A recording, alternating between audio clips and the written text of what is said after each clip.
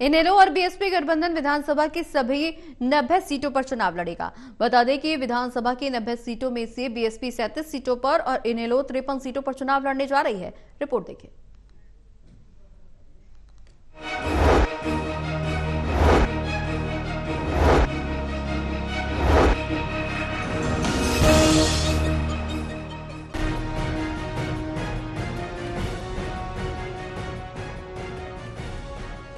इनेलो और बीएसपी गठबंधन विधानसभा की सभी 90 सीटों पर चुनाव लड़ेगा। विधानसभा की 90 सीटों में से बीएसपी 37 और इनेलो 53 सीटों पर चुनाव लड़ेगी। इनेलो के प्रधान महासचिव अभय सिंह चौटाला और बीएसपी के राष्ट्रीय संयोजक आकाश आनंद ने इनेलो और बीएसपी गठबंधन की घोषणा की।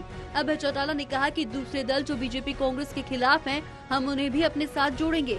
अभय सिंह चौटाला ने विधानसभा चुनाव के लिए साझा घोषणा पत्र पढ़ते हुए कहा कि इनेलो बीएसपी की सरकार बनने पर सरकारी नौकरियों में SC/ST के लंबित बैकलॉग को तुरंत भरा जाएगा। कांग्रेस और बीजेपी ने जो कोटा खत्म किया था उसे वापस दिया जाएगा।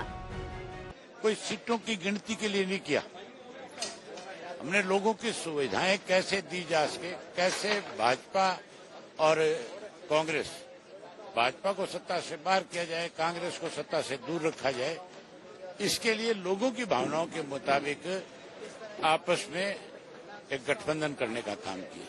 वो हमने एक एडजस्टमेंट है हमारी आपस की, उसमें भी मैंने बताया आपको कि कौन किस सीट के ऊपर जीत सके हम उसको कैंडिडेट बनाएंगे, इसको कम ज्यादा भी किया जा सकता है।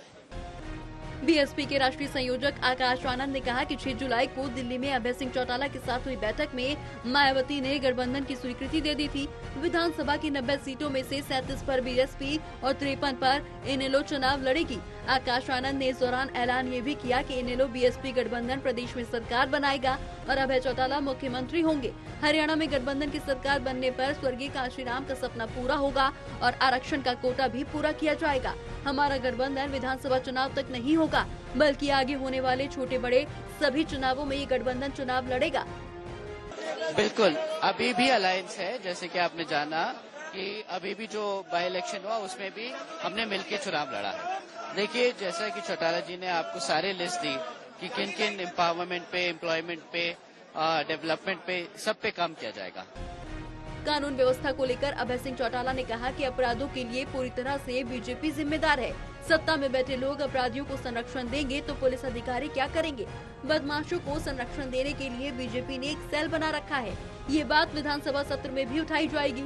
उन्होंने हाई कोर्ट के फैसले का स्वागत करते हुए कहा कि जब किसान दिल्ली के बॉर्डर पर जाकर लड़ाई लड़ेगा, हम फिर किसानों का साथ देंगे।